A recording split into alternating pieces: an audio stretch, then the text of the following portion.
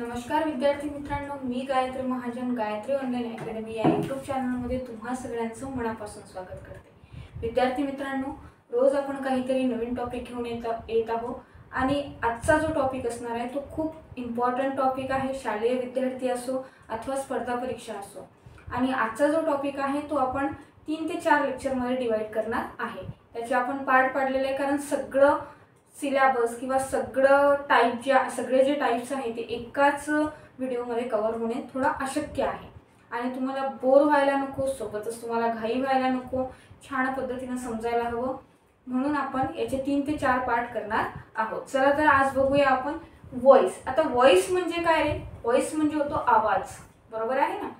पण English grammar मध्ये voice म्हणजे आवाज होत नाही।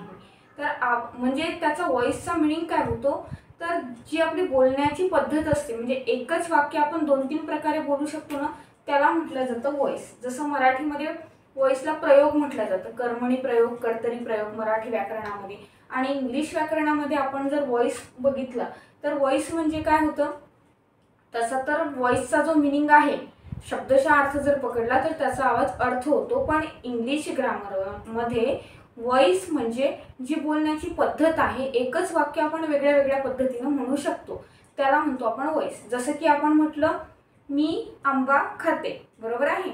मी आंबा खाल्ला, आणि हेच वाक्य मी अशा पद्धतीने सुद्धा म्हणू शकते की आंबा माझ्याकडून खाल्ला गेला, बरोबर आहे ना? म्हणजे वाक्य तेच आहे, मी आंबा खाल्ला आणि आंबा माझ्याकडून खाल्ला गेला, दोन्ही वाक्याचे अर्थ एकच आहे। दोन्ही वाक्यामध्ये काय झालेलं आहे? खाण्याची एकच क्रिया झालेली आहे। खाण्याची क्रिया कोणावर झाली? आंब्यावर। खाल्लं कोणी? मी, बरोबर आहे? म्हणजे दोन्ही वाक्यांचा अर्थ सारखा आहे, फक्त बोलण्याची पद्धत वेगळी आहे, आणि ही जी बोलण्याची पद्धत वेगळी आहे यालाच म्हणतो आपण व्हॉइस। या व्हॉइसचे 2 टाइप्स आहे, ऍक्टिव्ह व्हॉइस आणि पॅसिव्ह व्हॉइस। याचे 2 टाइप कुठले आहे? ऍक्टिव्ह आणि पॅसिव्ह, बरोबर आहे? आता ऍक्टिव्ह व्हॉइस काय असतं, पॅसिव्ह व्हॉइस काय असतं, हे डिटेलमध्ये मी तुम्हाला जेव्हा आपण असर्टिव्ह सेंटेन्सचं करू ना तेव्हा सगळं सांगेल। फक्त एवढं लक्षात ठेवू शकता तुम्ही की ऍक्टिव्ह मध्ये काय असते?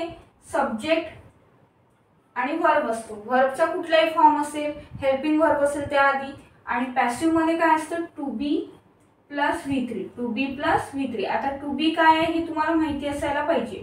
टू बी चे 8 फॉर्म्स आहेत, am, is, are, was, were, be, been, being. हे आपण वर्ब चॅप्टर मध्ये डिटेल मध्ये कव्हर केलेले आहे। ज्यांना टू बी माहिती नाही त्यांनी वर्ब जो टॉपिक टाकलेला आहे चॅनलला, व्हिडिओ टाकलेला आहे, तो व्हिडिओ आधी मन लावून बघून घ्या, त्यानंतर हा व्हिडिओ बघा, तुम्हाला छान पद्धतीने समजेल। तरीही माहितीसाठी सांगते, टू बी चे 8 फॉर्म्स आहेत, am, is, are present tense मध्ये वापरायचे, वॉज, वर पास्ट टेन्स मध्ये वापरायचे, and be, been, being as per need, जेव्हा आपल्याला गरज भासेल तेव्हा कसं वापरायचं ते मी तुम्हाला सांगते, बरोबर आहे? मग टू बी आणि V3 व्हर्बचा 3रा फॉर्म हे जेव्हा तुम्हाला दिसेल त्याला म्हणतो आपण पॅसिव्ह व्हॉइस। आणि आज आपण बघणार आहोत इम्परेटिव्ह सेंटेन्सचा व्हॉइस चेंज करणे। इम्परेटिव्ह सेंटेन्सचा काय चेंज करायचा आहे? व्हॉइस चेंज करायचा आहे। मग आपल्याला इम्परेटिव्ह सेंटेन्स जे आहे ते ऍक्टिव्ह व्हॉइस मधून पॅसिव्ह व्हॉइस मध्ये कन्वर्ट करायचं आहे। ते कसं कन्वर्ट करायचं, काय करायचं, हे सगळं डिटेल बघण्यासाठी व्हिडिओ एंड पर्यंत बघत राहा। चला तर वळूया लगेचच आजच्या मेन मुद्द्याकडे। विद्यार्थी मित्रांनो, मेन मुद्द्याकडे वळण्याआधी तुम्हाला हे माहिती असणं गरजेचं आहे की इम्परेटिव्ह सेंटेन्स म्हणजे काय होतं। आता काल जर मी व्हिडिओ टाकलेला आहे चॅनलला, कालचा व्हिडिओ ज्या लोकांनी बघितलेला असेल त्यांना सगळ्यांना आज हे आन्सर देता येईल की इम्परेटिव्ह सेंटेन्स म्हणजे काय होतं। इम्परेटिव्ह सेंटेन्स म्हणजे असं सेंटेन्स ज्या वाक्याची सुरुवात मुख्य क्रियापदाच्या पहिल्या रूपाने होते। कशाच्या? मेन वर्बच्या फर्स्ट फॉर्मनी जर वाक्याची सुरुवात होत असेल तर त्याला म्हणतो आपण इम्परेटिव्ह सेंटेन्स। मग इम्परेटिव्ह सेंटेन्स आपल्याला काय सांगतं? आपल्याला ऑर्डर किंवा कमांड सांगते, म्हणजे एखाद्याला आपण आज्ञा देतोय, बरोबर आहे? ॲडवाइस सांगते, एखाद्याला आपण सल्ला देतोय, असं करू नको रे, तसं करू नको रे, बरोबर आहे ना? एखाद्याला आपण रिक्वेस्ट करतोय, मला हे हवं आहे, देतेस का, प्लीज वगैरे, हे जे शब्द वापरता ना, हे सगळे शब्द म्हणजे तुम्ही ऑर्डर करत आहात, तुम्ही ॲडवाइस देत आहात, तुम्ही रिक्वेस्ट करत आहात, ह्या सगळ्या गोष्टी ज्या सांगितल्या जातात त्या इम्परेटिव्ह सेंटेन्स मध्ये बोलल्या जातं, बरोबर आहे? मग इम्परेटिव्ह सेंटेन्सच्या वाक्याच्या सुरुवातीला काय असतं? मुख्य क्रियापदाचं पहिलं रूप असतं, बरोबर आहे? इथपर्यंत जर सगळ्यांना लक्षात आलं असेल तर वळूया चेंज द व्हॉइस कडे. चला तर विद्यार्थी मित्रांनो, आपण इम्परेटिव्ह सेंटेन्सचं ॲक्टिव्ह व्हॉइसचं पॅसिव्ह व्हॉइस कसं करायचं, म्हणजे इम्परेटिव्ह सेंटेन्स असेल तर ते ॲक्टिव्हमधून पॅसिव्हमध्ये कसं चेंज करायचं हे आपण बघणार आहोत. आता इम्परेटिव्ह सेंटेन्स ओळखायचं कसं हे मी तुम्हाला सांगितलं. त्यामधून ऑर्डर शो केलेली असणार, त्यामधनं रिक्वेस्ट शो केलेली असणार, त्यामधनं ॲडवाइस शो केलेला असणार आणि सगळ्यात महत्त्वाची गोष्ट जी आहे त्यामध्ये मुख्य क्रियापदाच्या पहिल्या रूपाने काय केले वाक्याची सुरुवात झालेली असेल. The sentence start with first form of main verb. बरोबर.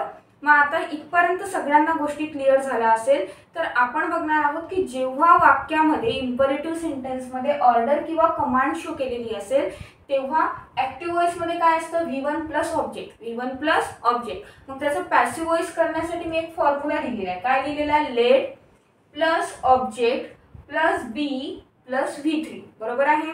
आता ऑब्जेक्ट ओळखायचं कसं, काय असतं यावर सुद्धा एक व्हिडिओ टाकलेला आहे, बेसिक कंपोनंट म्हणून, सब्जेक्ट वर्ब ऑब्जेक्ट कसे ओळखायचे. तर हे सुद्धा तुम्ही चॅनलला व्हिडिओ आहे तो बघून घ्या आणि त्यानंतर हा टॉपिक करा, कारण जोपर्यंत तुम्ही ते क्लिअर करणार नाही तोपर्यंत तुम्हाला ह्या सगळ्या कन्सेप्ट क्लिअर होणार नाही. आता बघा काय आहे रे, पहिलंच वाक्य घेतलं, चेंज द व्हॉइस. चेंज काय आहे, मुख्य क्रियापदाचं पहिलं रूप आहे, first form of main verb. Clear आहे की नाही. मग चेंज द व्हॉइस हे सुद्धा काय आहे, इम्परेटिव्ह सेंटेन्स आहे. मग या सेंटेन्सचं जर तुम्हाला चेंज द व्हॉइस करायचं असेल, याचं जर तुम्हाला व्हॉइस बदलायचं असेल तर फॉर्म्युला काय आहे, चेंज द व्हॉइस. म्हणतो ना आपण, ऑर्डर केलेली आहे. मग अशा वेळेस काय वापरायचं, लेट वापरायचं. बस फॉर्म्युलाने जाणार आहोत आपण. सुरुवातीला काय घ्यायचं, लेट घ्या, घेतलाय लेट, डन, यस मॅडम. नंतर ऑब्जेक्ट. आता इथे चेंज हा काय आहे, मेन वर्ब आहे. मग उरलेलं हे काय असतं, ऑब्जेक्ट. काय आहे, ऑब्जेक्ट. मग मी काय घेतलं, लेट द व्हॉइस, VOICE. बरोबर. नंतर काय रे, BEB. नंतर काय, वर्बचा तिसरा फॉर्म. आता चेंजचा जर तिसरा फॉर्म घेतला तर चेंजला काय लागणार, ED लागणार. चेंजचा second form and third form दोन्ही मध्ये काय लागतो, ED लागतो. मग let the voice be change. सोपं आहे की नाही, काहीतरी कठीण आहे का. मी सगळं फॉर्म्युल्यानुसार केलेलं आहे. फॉर्म्युल्यामध्ये म्हटलं लेट घ्या, घेतलंय. फॉर्म्युल्यामध्ये म्हटलं ऑब्जेक्ट घ्या, घेतलंय. फॉर्म्युल्यामध्ये म्हटलं बी घ्या, घेतलाय हा बी शब्द. त्यानंतर म्हटलं वर्बचा तिसरा फॉर्म घ्या, घेतलाय. म्हणजे आपण विदाउट फॉर्म्युला कुठली तरी गोष्ट ॲडिशनल केलेली आहे का, त्यामध्ये नाही. मग हा फॉर्म्युला केव्हा यूज करायचा, जेव्हा आपल्याला इम्परेटिव्ह सेंटेन्समध्ये कमांड किंवा ऑर्डर दिलेली असणार तेव्हा चेंज द व्हॉइस करताना हा फॉर्म्युला वापरा. कुठला, लेट प्लस ऑब्जेक्ट प्लस बी प्लस V3. ओके, डन आहे इथपर्यंत सगळ्यांना. नेक्स्ट बघूया लगेच. मित्रांनो सगळ्यांना बोर्डवर काही एक्झाम्पल दिसते.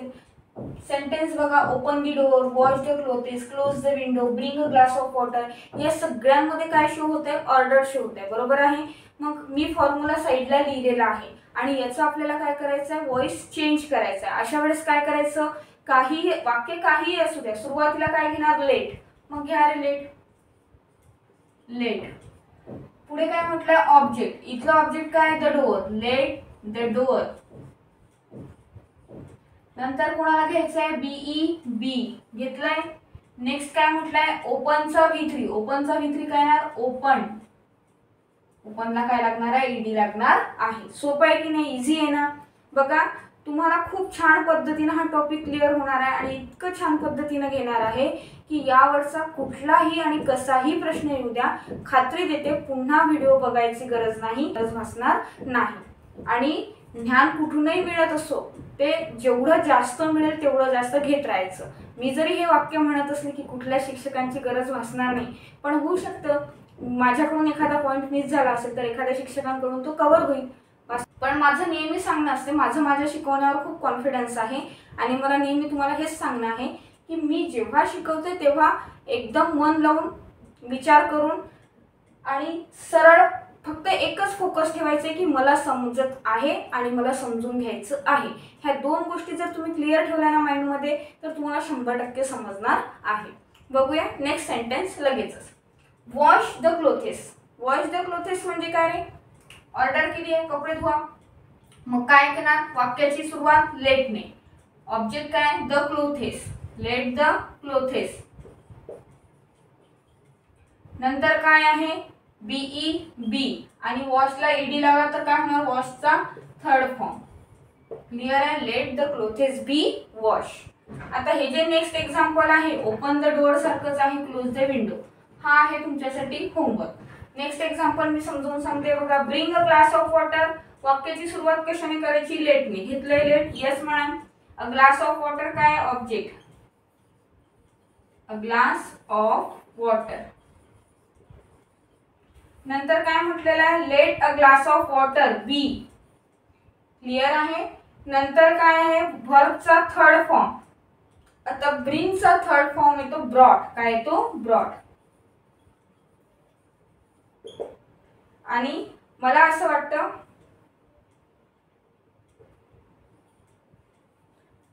चेंज द व्हॉइस करेक्ट येण्यासाठी तुम्हाला व्हर्बचे फर्स्ट फॉर्म तर दिलेलाच असतो. Second and third form clear असणं गरजेचं आहे. फोर्थ फॉर्म मध्ये प्रत्येकाला काय लागतो आयएनजी लागतो आणि फिफ्थ फॉर्म मध्ये व्हर्बला काय लागत असतो यस लागत असतो. म्हणून मोस्ट ऑफ टाइम सेकंड आणि थर्ड फॉर्म मध्ये तुमची गल्लत थोडी होऊ शकते.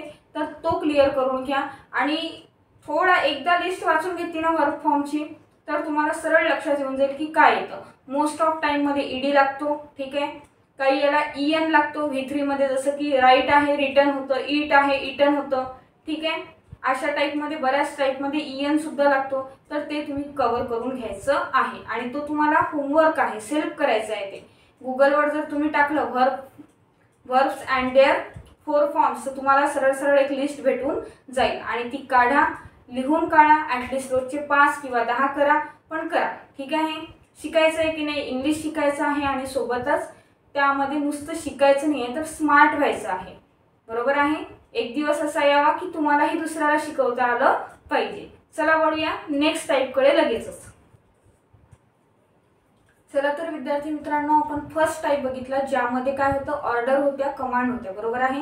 ऑर्डर किंवा कमांड असेल तर आपण एक फॉर्म्युला बघितला ऍक्टिव्ह टू पॅसिव्ह करण्याचा की लेट वापरा नंतर ऑब्जेक्ट घ्या नंतर बी घ्या नंतर व्हर्बचा थर्ड फॉर्म घ्या. आता मी सेकंड टाईप मध्ये काय सांगणार आहे की जर ॲडवाइस असेल. ॲडवाइस म्हणजे काय सल्ला देतो आपण एखाद्याला सजेस्ट करतो. बरोबर आहे. सजेशन दिलेलं असेल ॲडवाइस दिलेला असेल तर अशा वेळेस काय करायचं. ऍक्टिव्ह व्हॉइस मध्ये तुम्हाला काय दिसणार व्हर्बचा पहिला फॉर्म ऑब्जेक्ट दिसणार. पॅसिव्ह व्हॉइस मध्ये काय करायचं आहे पॅसिव्ह व्हॉइस मध्ये तुम्हाला ऑब्जेक्ट घ्यायचा आहे शुड बी घ्यायचं आहे नंतर V3 घ्यायचं आहे. बघूया कसं करते. आता एक एक्झाम्पल आहे respect your teacher. Respect your teacher म्हणजे तुम्ही तुमच्या टीचर लोकांचं काय करायला पाहिजे रिस्पेक्ट करायला पाहिजे. काय घ्या म्हटलंय पहिले ऑब्जेक्ट. युअर टीचर काय आहे इथे ऑब्जेक्ट आहे. एखादी गोष्ट ज्यावर होते जी क्रिया ज्यावर होते त्यांना काय म्हणतो आपण ऑब्जेक्ट म्हणतो. मग रिस्पेक्ट कोणाला दिला जातोय टीचरला. मग युअर टीचर काय आहे इथे ऑब्जेक्ट आहे युअर टीचर. फॉर्म्युलानुसार काय म्हटलेलं आहे शुड बी. मग जसंच्या तसं घ्यायचं शुड बी. पुढे काय म्हटलेलं आहे व्हर्बचा थर्ड फॉर्म. आता रिस्पेक्ट काय ते वर्ब आहे मग याचा थर्ड फॉर्म काय ना रिस्पेक्टेड. काय ना respected. Your teacher should be respected. म्हणजे तुम्ही तुमच्या टीचरला काय द्यायला पाहिजे रिस्पेक्ट द्यायला पाहिजे. Respect your teacher. टीचर लोकांचा रिस्पेक्ट करा. आणि इथे असं म्हटलेलं आहे की तुमच्या टीचर लोकांचा रिस्पेक्ट तुमच्याकडून झालाच पाहिजे. बरोबर आहे. म्हणजे दोन्ही वाक्याचा अर्थ काय आहे सेम आहे. इंग्लिश जर ज्यांना खूप स्ट्रॉंग करायचं आहे ग्रॅमॅटिकल खूप स्ट्रॉंग आहे ग्रॅमॅटिकल कन्सेप्ट क्लिअर आहे व्होकॅब्युलरी खूप जास्त स्ट्रॉंग आहे अशा लोकांचं इंग्लिश काय असतं फ्लुएंट असतं. पण एखादी मिस्टेक छोटीशी फ्लुएंट इंग्लिशमध्ये झाली तरी चालेल. पण जेव्हा आपण पेपर सोडवतो तेव्हा ग्रॅमॅटिकल मिस्टेक असायला नको. मग ग्रॅमॅटिकल मिस्टेक टाळण्याचा एकच फंड आहे. तर यामध्ये काय करायचं इंग्लिशमध्ये कुठलाही कन्सेप्ट सॉल्व करत असताना त्या वाक्याचा अर्थ चेंज व्हायला नको. इथे बघा याही वाक्याचा अर्थ तोच आहे जो खालच्या वाक्याचा अर्थ आहे. म्हणजे कुठलंही वाक्य तुम्ही करा त्याचा अर्थ तोच राहिला पाहिजे. क्लिअर आहे. नेक्स्ट बघूया लगेचच. आता help the poor. The poor काय ऑब्जेक्ट मग घ्या द पुअर. पुढे काय म्हटलेलं आहे शुड बी. जशाला तसं घ्यायचं शुड बी. नंतर काय आहे रे हेल्पचा तिसरा फॉर्म काय येणार हेल्प. हेल्पला काय लागणार आहे ईडी लागणार आहे. इझी आहे ना एकदम इझी आहे आणि मला माहिती आहे तुम्हाला खूप छान पद्धतीने समजत आहे. कुठेही जाऊ नका, व्हिडिओ एंड पर्यंत बघत राहा आणि शिकवत असलेली प्रत्येक कन्सेप्ट नोट डाऊन करत चला, जेणेकरून तुमच्या सगळ्या कन्सेप्ट खूप छान पद्धतीनं इथेच क्लिअर होतील. ठीक आहे. आणि कुठलाही अभ्यास असो तेव्हा क्लिअर करून घ्यायचा, कव्हर करून घ्यायचा, जेणेकरून शिळा झाला तर तो काय होतो, पचायला जड जातो. बरोबर आहे ना. शिळा अन्न खाल्लं तर पचायला जड जातं की नाही रे. मग अभ्यास सुद्धा शिळा होऊ दिला ना, साचत गेला, मग कळत नाही कुठून सुरुवात करायची, कुठे एंड करायचा. आणि शिळा झालेला अभ्यास सुद्धा पचायला वेळ लागतो. म्हणजे डोक्यात त्याला खूप वेळ लागतो साठवत जायला, त्या एक एक कन्सेप्ट क्लिअर करत जायला. म्हणून ताजं पचवायला शिका. क्लिअर. चला वळूया नेक्स्ट टाईपकडे. विद्यार्थी मित्रांनो, आता जो आपण टाईप बघितला सेकंड टाईप, ज्यामध्ये ॲडवाइस किंवा सजेशन दिलेलं असेल, अशा टाईपवरचे हे 3 एक्झाम्पल्स आहेत जे की तुम्हाला होमवर्कमध्ये करायचे आहे आणि याचा आन्सर मला कमेंट बॉक्समध्ये नक्की द्यायचं आहे. वळूया नेक्स्ट टाईपकडे लगेच. तर विद्यार्थी मित्रांनो, आपण नेक्स्ट टाईप आणि लास्ट टाईप बघतोय. लास्ट टाईपमध्ये काय आहे, रिक्वेस्ट शो केलेली असणार. काय शो केलेली असणार, रिक्वेस्ट. आणि जेव्हा तुम्हाला इम्परेटिव्ह सेंटेन्समध्ये रिक्वेस्ट शो केलेली असते तेव्हा मोस्ट ऑफ टाइम प्लीज किंवा काइंडली म्हणजे दोन्ही याचा मिनिंग काय होतो, कृपा करून हा शब्द सुरुवातीला वापरलेला असतो. त्यानंतर V1 असतं आणि त्यानंतर काय असतो, ऑब्जेक्ट असतो. मग जेव्हा आपल्याला याचं पॅसिव्ह व्हॉइस करायचं आहे तर पॅसिव्ह व्हॉइसमध्ये तुम्हाला कंपल्सरी काय वापरायचं आहे, यू आर रिक्वेस्टेड टू हे वापरायचं आहे. त्यानंतर घ्यायचं आहे V1 आणि त्यानंतर घ्यायचं आहे ऑब्जेक्ट. आता बघूया पहिलं sentence, please close the door, कृपा करून दार बंद कर. बरोबर आहे. मग पहिले काय म्हटलेलं आहे, कंपल्सरी काय वापरायचं, यू आर रिक्वेस्टेड टू. मग लिहून घ्या, यू आर रिक्वेस्टेड टू. नंतर काय म्हटलेलं आहे रे, V1 काय आहे, क्लोज, तर क्लोजच ठेवायचं ना, ईडी लावायचा नाही, क्लोज. नंतर काय म्हटलेलं आहे, ऑब्जेक्ट काय, द डोअर. सोपं आहे ना. बस जसा फॉर्म्युला सांगतोय तसंच जायचं आहे. नेक्स्ट काय म्हटलंय, प्लीज हेल्प मी, मला मदत कर. बरोबर ना.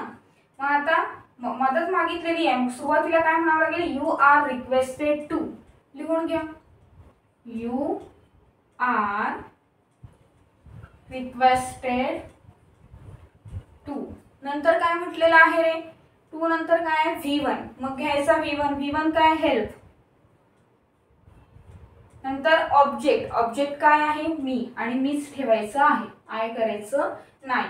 You are requested to help me. Clear. म्हणजे कृपया मला मदत कर आणि तू मला मदत करावी यासाठी मी तुला काय करते, रिक्वेस्ट करते आहे. दोन्ही याचा मिनिंग सारखाच आहे. दोन्ही यामध्ये एकच गोष्ट सांगितली की मला मदत कर, बस. नेक्स्ट बघा, काइंडली पे युअर फीज, कृपा करून काय करा, तुझी फीज पे कर. मग काय येणार, काइंडली आहे तर काइंडली असलं तरी यू आर रिक्वेस्टेड टूच घ्यायचं आहे. You are requested to pay your fees. सोपं आहे की नाही रे, काहीतरी कठीण आहे का. आणि हे जे लास्ट एक्झाम्पल आहे हे तुमच्यासाठी होमवर्क आहे. या होमवर्कचा आन्सर मला कमेंट बॉक्समध्ये नक्की द्यायचा आहे. विद्यार्थी मित्रांनो, आज दिलेल्या होमवर्कचा आन्सर मला कमेंट बॉक्समध्ये नक्की द्या. सोबतच आजचा व्हिडिओ कसा वाटला तेही मला कमेंट बॉक्समध्ये सांगा. व्हिडिओ आवडल्यास लाईक करा, सबस्क्राईब करा आणि शेअर करायला विसरू नका. आणि तुमचा प्रतिसाद, तुमचं प्रेम खरंच खूप भरभरून मिळतंय. असंच कायम देत राहा, जेणेकरून तुमच्यामुळे मला प्रेरणा मिळेल की मी तुमच्यासाठी रोज काहीतरी नवीन आणि छान कंटेंट घेऊन येईल. चला तर भेटूया नेक्स्ट व्हिडिओमध्ये लगेचच. तब तक के लिए बाय. आणि तुमच्या अभ्यासासाठी मनापासून बेस्ट लक. छान अभ्यास करा, छान पेपर द्या.